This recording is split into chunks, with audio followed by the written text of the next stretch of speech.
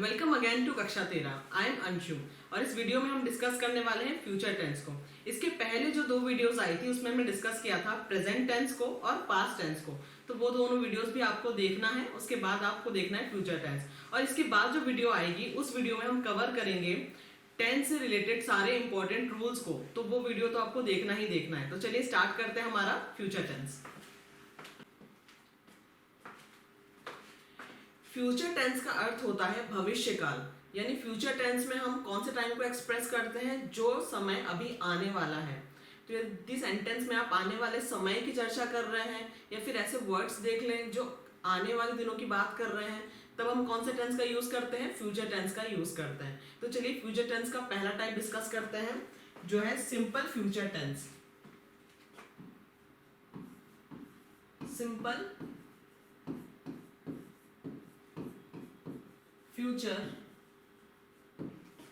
Tense, इसका ही दूसरा नाम है फ्यूचर इंडेफिनिट टेंस।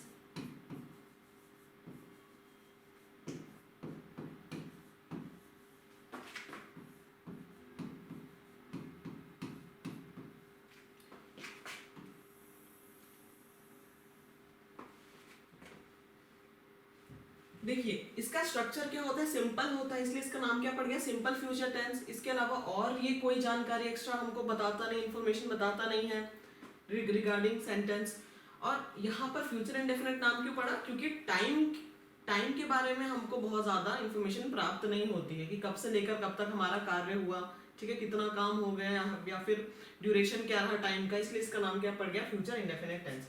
इसका स्ट्रक्चर क्या होता है, स्ट्रक्चर में हमें चाहिए होता है सब्जेक्ट, कर्ता, उसके बाद ध्यान दीजिएगा फ्यूचर टेंस में हम क्या यूज करते हैं, या विल का या शैल का, या विल आएगा या शैल आएगा। दो हेल्पिंग वर्ब या दो मॉडल वर्ब एक साथ नहीं आ सकती, ठीक है। तो या आप सेंटेंस के सेंस के अकॉर्डिंग विल का यूज करेंगे या फिर शैल का यूज करेंगे। उसके बाद हम यूज करते हैं वर्ब का, और वर्ब की कौन सी फॉर्म का, फर्स्ट फॉर्म का। और यदि कोई ऑब्जेक्ट है तो फिर ऑब्जेक्ट या कर्म का हम यूज करते हैं। देखिए एक चीज मैं आपको बता दूं कि विल और शैल क्या होती हैं, विल और शैल होती है हमारी मॉडल वर्ब्स। विल और शैल को हम क्या बोलते हैं, मॉडल वर्ब्स भी बोलते हैं। मॉडल वर्ब का क्या काम क्या होता है, वो एक अलग तरीके के काम को या अलग तरीके के सेंस को एक्सप्रेस करती हैं। और इन दोनों में भी कुछ डिफरेंस है क्या, इन दोनों में भी डिफरेंस है कि ये दोनों फ्यूचर तो बताते हैं, फ्यूचर की पॉसिबिलिटी प्रोबेबिलिटी तो बताते हैं, लेकिन जब मैं विल का यूज करती हूँ, जब मैं विल का यूज करके पॉसिबिलिटी या प्रोबेबिलिटी बताती हूँ, तो इसकी जो संभावना है वो ज्यादा होती है, ठीक है, इसकी संभावना मैक्सिमम होती है, ठीक। और यदि मैं शैल का यूज करके फ्यूचर की पॉसिबिलिटी बताती हूँ, तो इसकी संभावना क्या होती है, विल से कम होती है, ठीक है। तो विल की संभावना अगर पॉसिबिलिटी फ्यूचर को लेकर मैं शो करूंगी, तो विल क्या होता है, ज्यादा श्योरिटी प्रदान करता है, और वही शैल क्या करता है, थोड़ी सी कम श्योरिटी को दिखाता है। यदि मैंने कहा I will meet you tomorrow, मतलब मैं तुमसे 80 to 90% श्योरिटी है कि मैं तुमसे कल मिलूंगी ही मिलूंगी। और यदि मैं कहती हूँ आई शैल मीट यू टुमारो, यानी मेरी आने की संभावना है, तुमसे कल मिलने की संभावना क्या है, थोड़ी सी कम है, ठीक है। तो चलिए देखते हैं, इसका एग्जांपल के साथ समझते हैं इसको।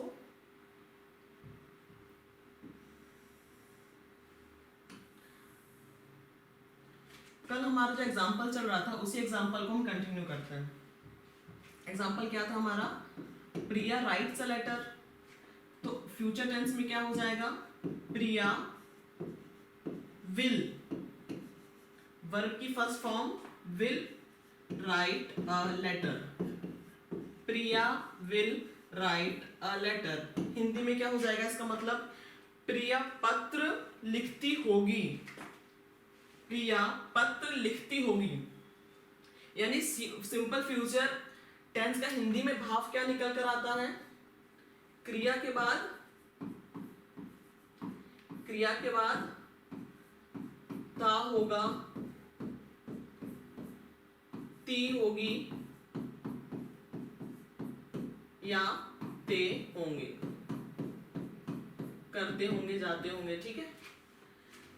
इसका नेगेटिव क्या हो जाएगा,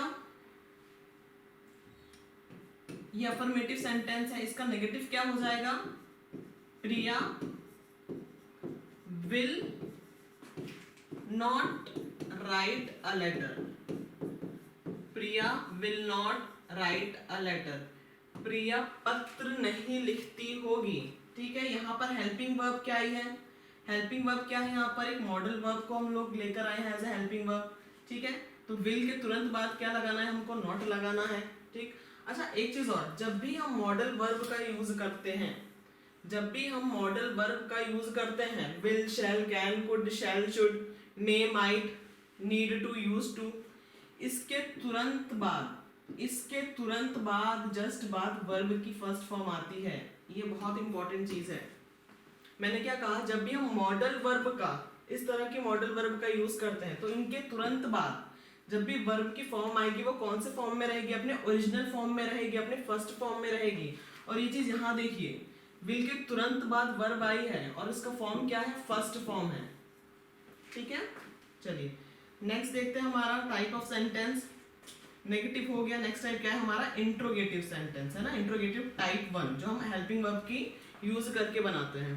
तो इसमें क्या करना होता है? अफर्मेटिव सेंटेंस में, पॉजिटिव सेंटेंस में जो हेल्पिंग वर्ब आई है उसको पहले प्लेस करके हम क्या बनाते हैं? इंट्रोगेटिव बनाते हैं टाइप 1 का। तो इसका इंट्रोगेटिव क्या हो जाएगा? विल प्रिया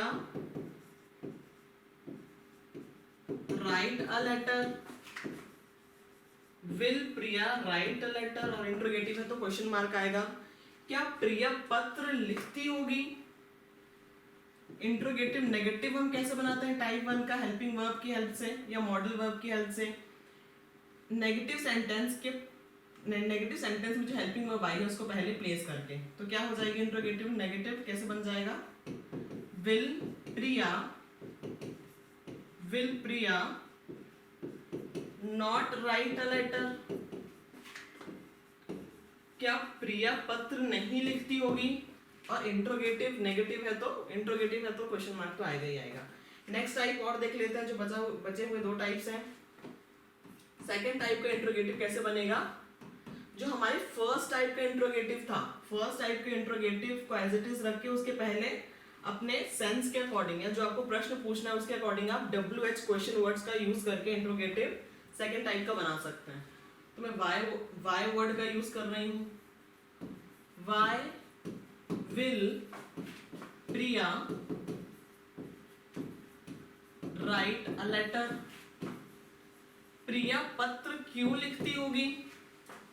ठीक है, और इसका इंट्रोगेटिव नेगेटिव सेकेंड टाइप का क्वेश्चन वर्ड की हेल्प से हम कैसे बनाते हैं? ये जो इंट्रोनेगेटिव टाइप 1 है उसके जस्ट पहले क्वेश्चन वर्ड यूज करके हम इंट्रोगेटिव नेगेटिव टाइप 2 बना सकते हैं।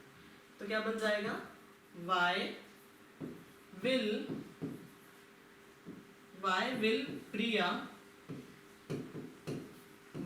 प्रिया not write a letter. Priya पत्र क्यों नहीं लिखती होगी? ठीक है, तो ये हमारे इसके सारे टाइप हो गए सिंपल फ्यूचर टेंस के। अब हमें यूज कब करना होता है ये टेंस यूज कब करना होता है? तो यदि आप इस तरीके के वर्ड्स देख लें सेंटेंस में, कैसे word?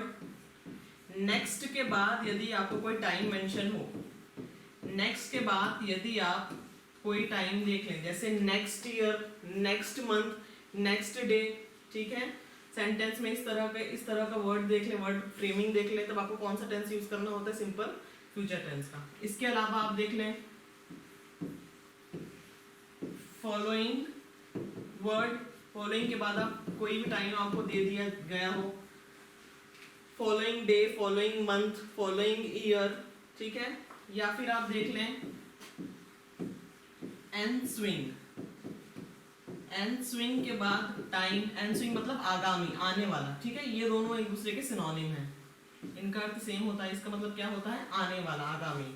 N swing time, ensuing months, ensuing years. ठीक है, इस तरह का ये वाला वर्ड के साथ आप टाइम देख ले तो भी आपको कौन सा टेंस यूज करना होता है? Simple future tense. इसके अलावा coming word, coming days, coming years, coming months, coming या फिर अपकमिंग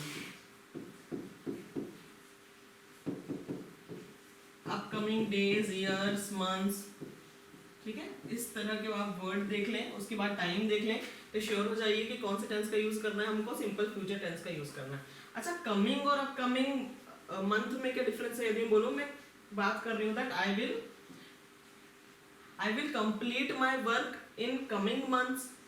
कमिंग मंथ्स यानी आने वाला जो भी महीना है, मैं उसकी बात कर रही हूँ।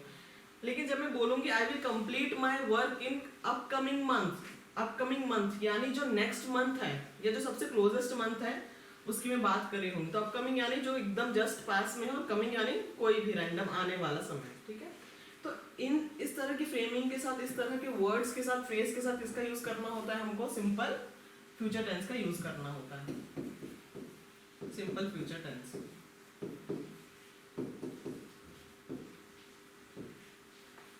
नेक्स्ट टाइप देखते हैं टेंस का। नेक्स्ट टाइप है हमारा future continuous tense. Future continuous tense.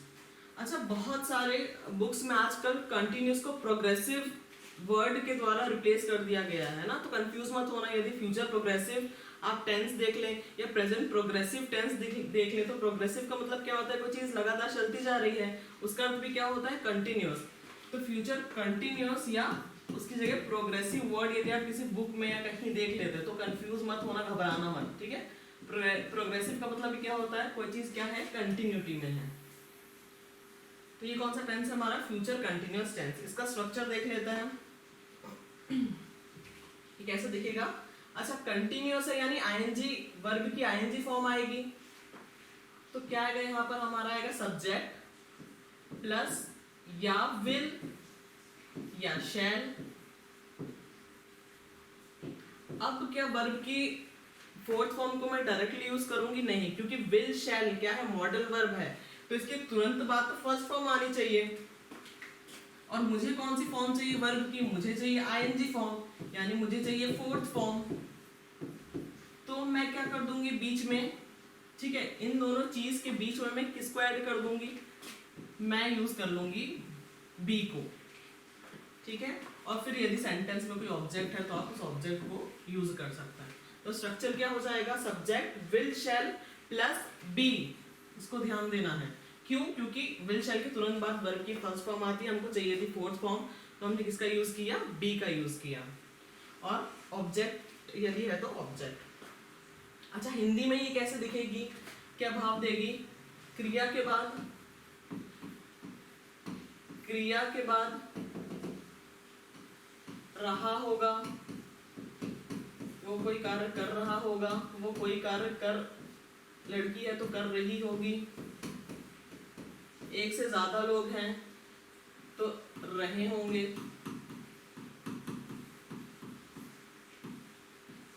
ठीक है। चलिए एग्जाम्पल वही कंटिन्यू करते हैं।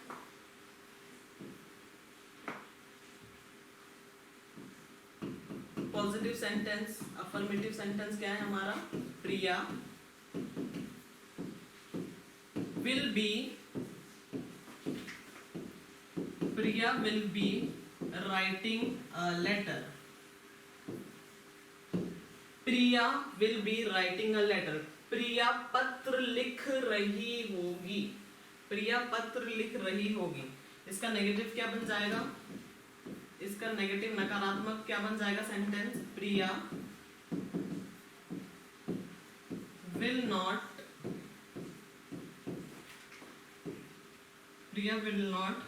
B writing a letter. Priya will not be writing a letter. Priya पत्र नहीं लिख रही होगी, ठीक है। इंट्रोगेटिव टाइप 1 का क्या बन जाएगा? प्रश्नवाचक पहले टाइप का। विल को पहले लाना है आपको पॉजिटिव सेंटेंस में, पॉजिटिव सेंटेंस अफर्मेटिव सेंटेंस में जो विल आया है उसको। विल प्रिया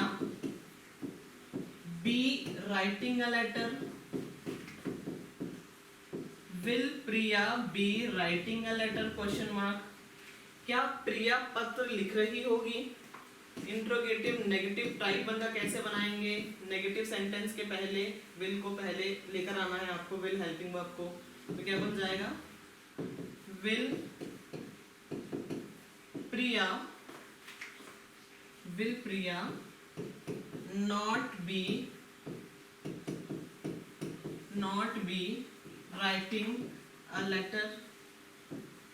क्या प्रिया पत्र नहीं लिख रही होगी? इंट्रोगेटिव टाइप 2 का क्या बन जाएगा? इंट्रोगेटिव जो पहले टाइप का उसके पहले कोई क्वेश्चन वर्ड यूज करके आप बना सकते हैं। यहाँ मैं वाई का यूज करूंगी फिर से। तो क्या बन जाएगा हमारा interrogative type 2? Why will Priya be writing a letter? Priya पत्र क्यों लिख रही होगी? Question mark. और इंट्रोगेटिव नेगेटिव टाइप 2 का कैसे बन जाएगा?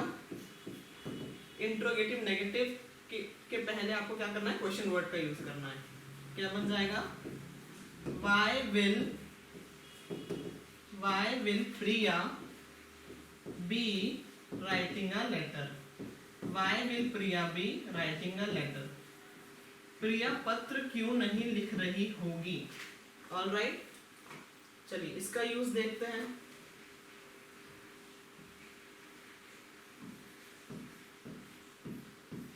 यदि आप सेंटेंस में देख लें, एट दिस मोमेंट,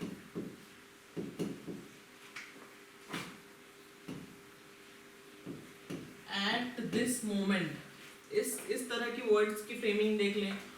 उसके बाद आप देख लें फ्यूचर का time.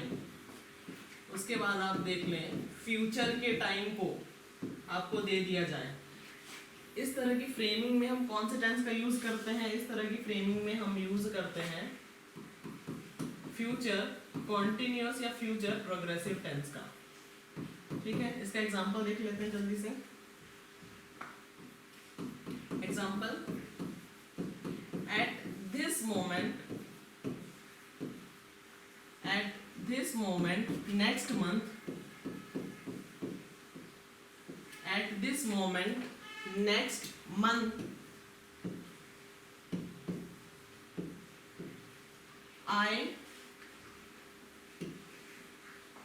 I will be preparing for bank PO। Sentence में आपने देख लिया eight this moment next month, अगले महीने की बात हो रही है, फ्यूचर के टाइम की बात हो रही है। तो टेंस कौन सा यूज किया है? मैंने यूज किया है future continuous tense. At this moment next month I will be preparing for bank PO। यानी इस समय लेकिन कौन से वक्त समय की बात कर रही हूँ? Next month. ठीक है, यानी नेक्स्ट मंथ इस समय पर मैं क्या कर रही होंगी? बैंक PO की तैयारी कर रही होंगी। ठीक है, तो यदि एट दिस मोमेंट आप देख लें तो, और फ्यूचर का आप टाइम देख लें, तब किसका यूज करना होता है? आपको यूज करना होता है फ्यूचर कॉन्टिन्यूअस टेंस का। और यदि आप केवल एट दिस मोमेंट देख लें, केवल आप एट दिस मोमेंट देख लें, एट दिस मोमेंट केवल आप देख लो और फ्यूचर का टाइम नहीं दे के रखा, तब आपको क्या यूज करना होता है? तब आपको यूज करना होता है प्रेजेंट कॉन्टिन्यूअस टेंस। तब आपको क्या यूज करना होता है? Present continuous tense. अच्छा, यदि आपका प्रेजेंट टेंस का कॉन्सेप्ट क्लियर है तो आप इजीली फ्यूचर टेंस को क्या कर सकते हैं? फ्यूचर टेंस को आप इजीली बना सकते हैं। ठीक है, इजीली आप सेंटेंस फ्यूचर टेंस में बना सकते हैं, क्योंकि प्रेजेंट टेंस और फ्यूचर टेंस क्या है? भाई भाई एक तरीके से। ठीक है, अच्छा एक चीज और आपको पता है, मोमेंट का मतलब क्या होता है? क्षण या पल। और मूवमेंट का मतलब क्या होता है? गति, है ना। तो इन दोनों वर्ड्स में आपको कंफ्यूज मत नहीं होना है कभी। ठीक है, मैं एक सीरीज लाऊंगी जिसमें मैं इस तरह के जितने भी कंफ्यूजिंग वर्ड्स होते हैं उनको आपको क्लियर करूंगी। चलिए नेक्स्ट हमारा टेंस देखते हैं। थर्ड टेंस है हमारा फ्यूचर का, which is future perfect tense. Future perfect tense यानी भविष्य में कोई कार्य परफेक्टली पूरा हो चुका होगा। ठीक है, फ्रेमिंग देख लेते हैं क्या है इसकी, किस तरह से दिखेगा ये। अच्छा, परफेक्ट टेंस में आपको पता है कौन सी हमको वर्ब की फॉर्म का यूज करना होता है? हैव वर्ब की फॉर्म का यूज करना होता है। प्रेजेंट में हम हैज और हैव का यूज करते हैं, फ्यूचर में हम हैव का यूज करते हैं, पास्ट में हैड का यूज करते हैं। सेंटेंस फ्यूचर का है और सेंटेंस क्या है? परफेक्टली, कोई परफेक्ट टेंस है, यानी कोई काम परफेक्टली हो गया है तो हम किसका यूज करेंगे? हैव का यूज करेंगे। अच्छा, सब्जेक्ट कोई भी हो, मैंने आपको ये चीज नहीं बताई कि आई आएगा तो क्या आएगा, ठीक है? ही के साथ आपको विल लगाना है कि शैल लगाना है, आई के साथ विल लगाना है कि शैल लगाना है। सब्जेक्ट कोई भी हो, ठीक है, हम यहाँ उसके साथ विल का यूज कर सकते हैं या शैल का यूज कर सकते हैं, इसमें ऐसा कोई रूल वगैरह नहीं है, ठीक है? क्योंकि विल शैल क्या है? हेल्पिंग वर्ब तो है, लेकिन उसके साथ साथ क्या है? मॉडल वर्ब है। और मॉडल वर्ब क्या होती है? सब्जेक्ट कोई भी हो हमारा, उसके साथ जो हम मॉडल वर्ब यूज करते हैं वो कभी भी चेंज नहीं होते। तो हमारा सब्जेक्ट आएगा, सब्जेक्ट के बाद क्या आएगा? विल और शैल। और परफेक्ट टेंस में वर्ब की कौन सी फॉर्म आती है? वर्ब की फॉर्म आती है थर्ड फॉर्म। तो हमको कौन सी हेल्पिंग वर्ब का यूज करना होता है? हैव का, ठीक है? और ऑब्जेक्ट है तो फिर आपका ऑब्जेक्ट। अच्छा, हिंदी में क्या भाव निकल के आता है फ्यूचर परफेक्ट टेंस का? हिंदी में भाव इसका निकल कर आता है कि क्रिया के बाद, वर्ब के बाद आपकी एक्शन हो चुकी होगी या वो कार्य कर चुके होंगे या वह कार्य कर चुका होगा, ठीक है? इस तरह का भाव निकल के आ जाए तो आप श्योर हो जाना फ्यूचर परफेक्ट का टेंस है। एग्जाम्पल हम वही कंटिन्यू करेंगे। पॉजिटिव अफर्मेटिव सेंटेंस में क्या हो जाएगा? प्रिया will have write wrote return, third form return होती है। प्रिया will have written a letter।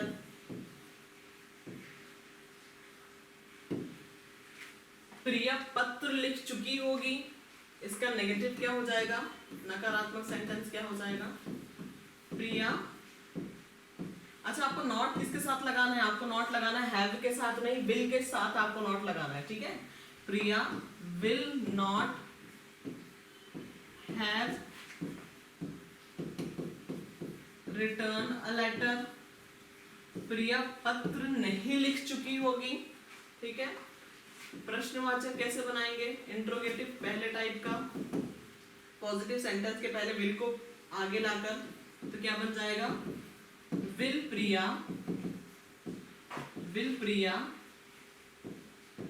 Have written a letter.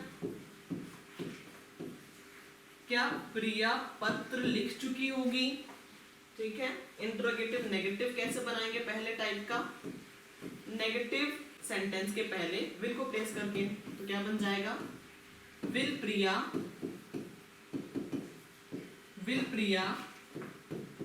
Not have written a letter.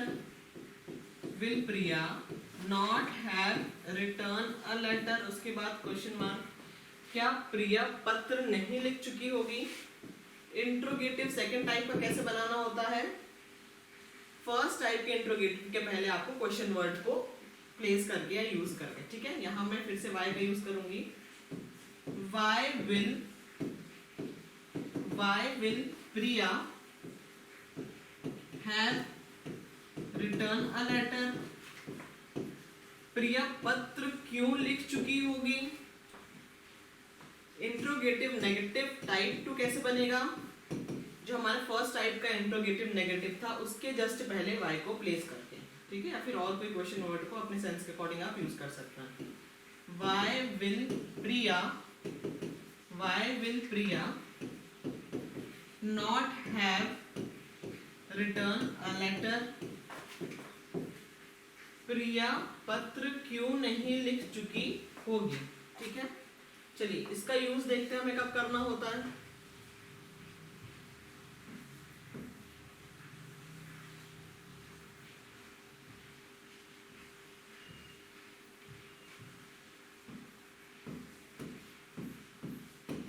यदि आप क्या वर्ड देख लें?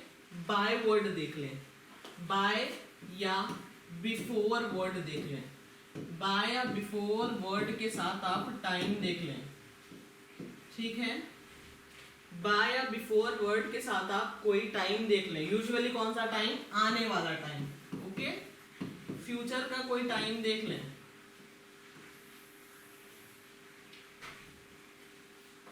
तब आपको किसका यूज करना होता है? तब आपको यूज करना होता है फ्यूचर परफेक्ट टेंस का। फ्यूचर परफेक्ट टेंस का यूज करना होता है। इसका एग्जांपल देखते हैं।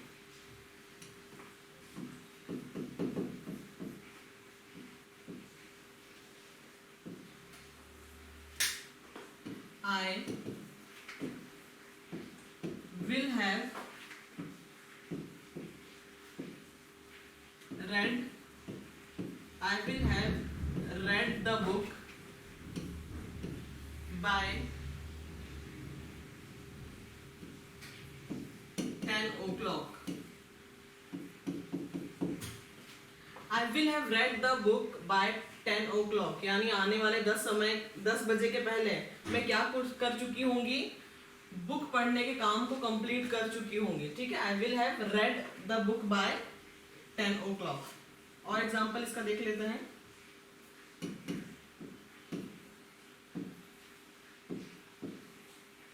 She shall have gone to market. She shall have gone to market before 6 p.m. tomorrow. She shall have gone to market before 6 p.m. tomorrow. यानी कल 6 बजे के पहले वो क्या कर चुकी होगी? मार्केट जा चुकी होगी। ठीक है, तो आप सेंटेंस में कहीं भी इस तरह का वर्ड देख लें, बाय, ठीक है, या बिफोर, उसके बाद कोई फ्यूचर का टाइम या फिर कोई टाइम। ठीक है, तो फिर आपको उस सेंटेंस में कौन से टेंस का यूज करना होता है? आपको यूज करना होता है फ्यूचर परफेक्ट टेंस का। लास्ट टेंस देखते हैं। फ्यूचर टेंस का लास्ट टाइप जो है वो है आपका फ्यूचर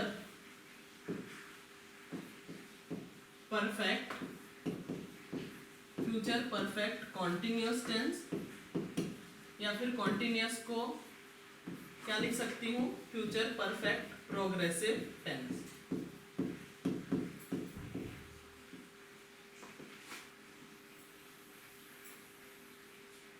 इसका स्ट्रक्चर कैसा होता है देखते हैं।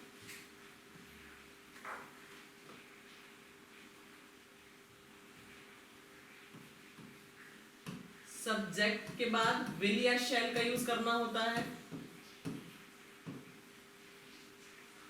अच्छा, इसमें ये दो टेंस से मिलके बना है, परफेक्ट टेंस से और कॉन्टिन्यूअस टेंस से। तो परफेक्ट के लिए हमको क्या यूज करना है? हैव वर्ब का यूज करना है। ठीक है, हैव हेल्पिंग वर्ब का यूज करना। और कंटिन्यूटी शो करने के लिए वर्ब की कौन सी फॉर्म आ जाएगी? कंटिन्यूटी शो करने के लिए वर्ब की आईएनजी फॉर्म आ जाएगी, फोर्थ फॉर्म आ जाएगी। तो इसका स्ट्रक्चर होगा सब्जेक्ट प्लस विल या शैल प्लस हैव प्लस क्या करना है? बीन को लेकर आना है, क्योंकि सेंटेंस क्या है? परफेक्टली कंप्लीट हो गया है। अब कंटिन्यूटी हमको शो करनी है, तो वर्ब की फोर्थ फॉर्म को लेकर आना है, आईएनजी फॉर्म को, इसलिए हम बीन का यूज करेंगे। और कोई ऑब्जेक्ट है तो ऑब्जेक्ट। तो स्ट्रक्चर क्या दिखेगा? Subject plus will shall plus have been plus verb की फोर्थ फॉर्म और ऑब्जेक्ट। इसके अलावा या सिंस या फॉर, या सिंस या फॉर। अच्छा, हिंदी में इसका क्या भाव निकल के आता है इस सेंटेंस का? समय से यानी सिंस या फॉर। ठीक है, इसके बाद क्रिया के बाद कोई व्यक्ति कोई चीज कर रहा होगा या रही होगी या रहे होंगे, एक से ज्यादा है तो। ठीक है, एग्जाम्पल हम वही कंटिन्यू करते हैं। पॉजिटिव या अफर्मेटिव सेंटेंस क्या है हमारा? Priya will have been Priya will have been writing a letter since morning. Priya सुबह से पत्र लिख रही होगी। अच्छा, सिंस और फॉर का यूज मैंने बाकी दोनों टेंस में भी बताया था। सिंस का हम यूज कब करते हैं, जब हमको क्या शो करना होता है, स्टार्टिंग पॉइंट ऑफ टाइम को शो करना होता है। और फॉर का यूज हम कब करते हैं, जब हमको फिक्स्ड टाइम या फिक्स्ड ड्यूरेशन का यूज करना होता है। मैंने आपको एक ट्रिक भी बताई थी कि सिंस और फॉर को आप कैसे याद करेंगे। एस से सिंस, एस से starting point of time, F से फॉर और एफ से फिक्स्ड टाइम। चलिए इसका नेगेटिव क्या बन जाएगा,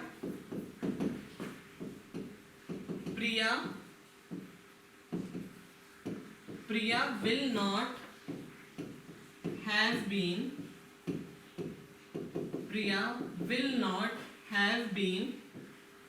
writing a letter since morning.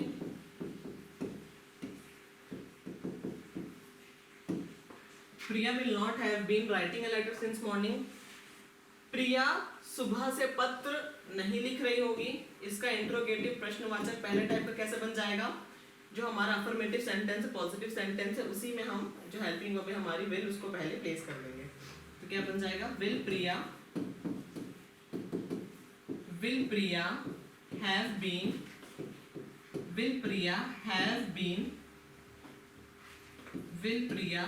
been writing a letter since morning. क्या प्रिया सुबह से पत्र लिख रही होगी। ठीक है, इसका नेगेटिव क्या बन जाएगा, टाइप 1 का, will Priya not have been writing a letter since morning. Will Priya not have been writing a letter since morning? क्या प्रिया सुबह से पत्र नहीं लिख रही होगी। क्या प्रिया सुबह से पत्र नहीं लिख रही होगी। इसका इंट्रोगेटिव नेगेटिव टाइप 2 कैसे बनेगा, जो हमारा इंट्रोगेटिव था उसके जस्ट पहले हमको कोई भी क्वेश्चन वर्ड अपने सेंस के अकॉर्डिंग यूज करके हम बना सकते हैं। ये हमें वाई वर्ड का यूज करूंगी। Why will Priya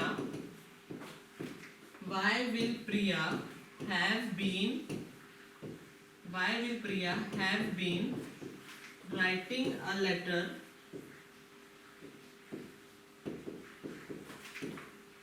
since morning. Priya सुबह से क्यों पत्र लिख रही होगी। और इंट्रोगेटिव नेगेटिव टाइप 2 कैसे बनेगा, इस इंट्रोगेटिव नेगेटिव टाइप 1 के पहले क्वेश्चन वर्ड का यूज करके क्या बन जाएगा, why will Priya not have been writing a letter since morning. Priya सुबह से क्यों पत्र नहीं लिख रही होगी। अच्छा, एक चीज और, यहाँ पर केवल आपको सब्जेक्ट कोई भी हो, आपको केवल किसका यूज करना है, हैव का यूज करना है, चाहे फ्यूचर परफेक्ट कॉन्टिन्यूअस का सेंटेंस हो, टेंस हो, या फिर फ्यूचर परफेक्ट का टेंस हो। ऑलराइट, इसका हम यूज देख लेते हैं जल्दी से।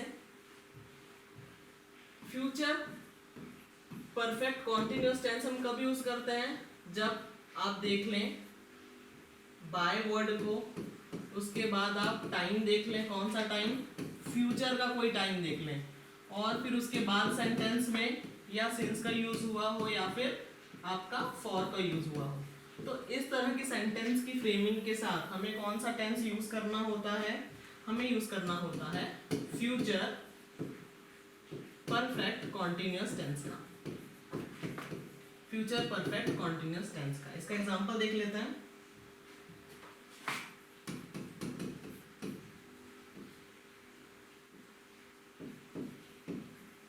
By this time tomorrow,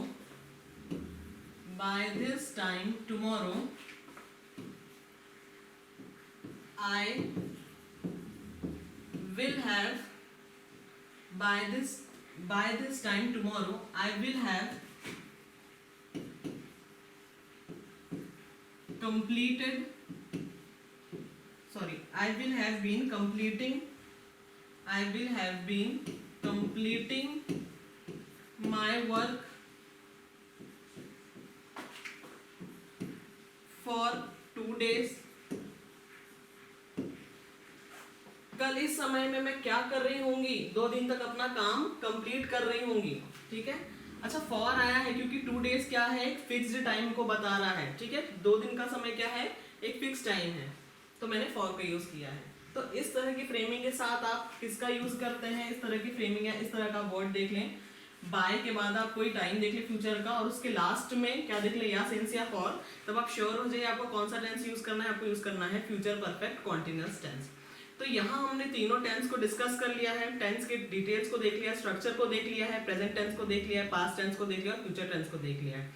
अब आपको क्या करना है, इन तीनों वीडियोस को कंप्लीट करने के बाद, अपना बेसिक कॉन्सेप्ट क्लियर करने के बाद हमारा नेक्स्ट वीडियो देखना है.